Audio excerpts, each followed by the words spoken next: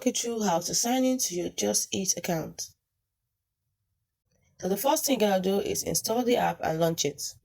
Once you do so, you will see an interface. Select the option that says Get Started. Then select Accept All Cookies. Now you have to make sure that you give permission for your location. Once you type in your location, you will also be required to enter the building number or name and select Confirm Address. So you have to put in the building number or name and select Confirm Address. Once you've entered your address, you will see the account has not yet been created. So you have to tap on Account and then select Login. Now you get to the exact interface you need to enter your credential in order to get logged into your Just Eat account. So here you have to type in your email address, or you can also continue with your Google account or Facebook account.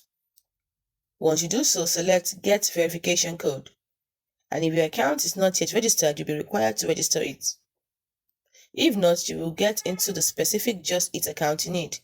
And that's it.